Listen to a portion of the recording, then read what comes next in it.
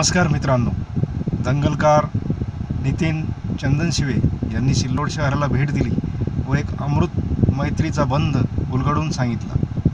कृष्णा पोकळकर हे त्यांचे मित्र, त्यांचे सहप्रवासी, त्यांनी त्यांच्या सुरुवातीच्या काळात त्यांना दिलेलं मित्रप्रेम त्यांनी व्यक्त केलं व आग्रहानं त्यांना या कार्यक्रमाला बोलवूनही घेतलं। त्यांच्या दोघांचा मनोमिलनाचा हा कार्यक्रम सर्वांच्या डोळ्यात अश्रू तरळून गेला। आमच्या यूट्यूब चॅनलसाठी ही अविस्मरणीय आणि श्रद्धायुक्त संस्मरणीय घटना आहे, ती आपल्यासमोर सादर करताना आम्हाला अभिमान वाटतो। तर मित्रांनो, प्रतिक्रिया द्या, लाईक करा, शेअर करा, सबस्क्राईब करा। धन्यवाद। काटे टोचायला लागले, कविता सोबत आली, काट्यांची फुलं।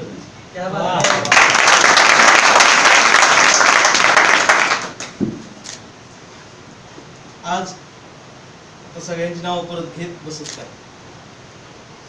पण खराच सर एक व्यक्तिमत्व असं आमची फोनवरून भेट झाली। आज आम्ही पहिल्यांदा एकमेकांसमोर, पण मनाच्या अंतरंगातून त्या माणसाशी मी कितीतरी वेळा संवाद साधला। कारण काही माणसं आवाजावर येतात। सिल्लोडला आज त्यांनी मला आणलं, त्यांना कदाचित हे माहीत नाही की त्यांनी मला आज काय दिलं। आज एक मन भरून येते।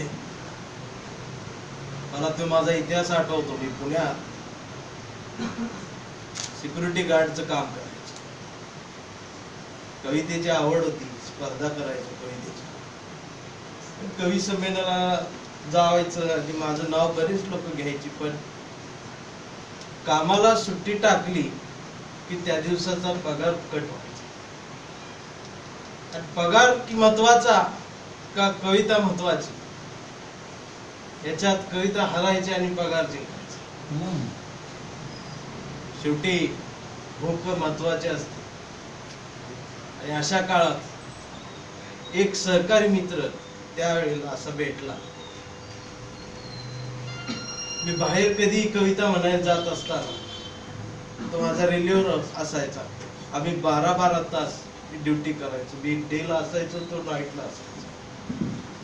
आणि कधीतरी म्हणायचो की मला कार्यक्रमाला जायचं आहे, पण आता जाता येत नाही। तर तो माझा मित्र म्हणायचा की मी 24 तास ड्युटी करतो, मी 36 तास ड्युटी करतो, तुझी हाजरी लावली जाईल, तुझ्यासाठी डब्बा पण घेऊन येतो। आणि तो डब्बा खरोखर आणायचा आणि मी कविता म्हणायला जायचो। आज या यशात किती जणांचा वाटा असेल मला माहित नाही, पण अशा काही लोकांचा त्या वाटा आहे की त्यांच्यामुळे आज मी इथं उभा आहे। तो मित्र म्हणजे सिल्लोडचा होता आणि आज इथं उपस्थित सुद्धा आहे। मी त्याला बोलवून घेतलं की आज सिल्लोड मध्ये तुझ्याकडे काम आहे, यावं लागेल। मोबाईल बंद करा, कृष्णा पोकळकर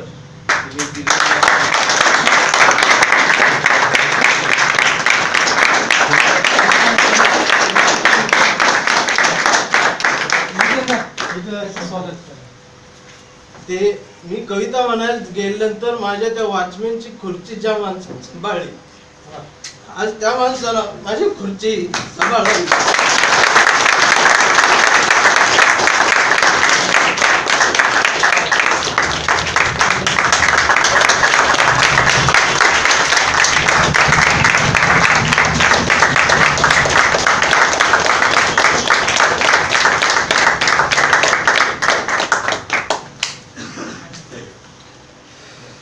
आज एक सुंदर महोत्सव आमच्या मैत्रीचा असा मला वाटते हा आयुष्यातला माझ्यासाठी खरंच सरांनी दिलेला एक सर्वात महत्वाचा आणि आनंदाचा क्षण।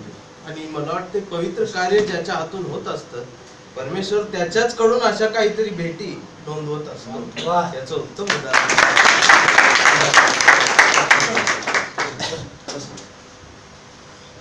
माझं जगणं हीच माझी कधी मुखी कविता असते तर कधी बोलकी कविता।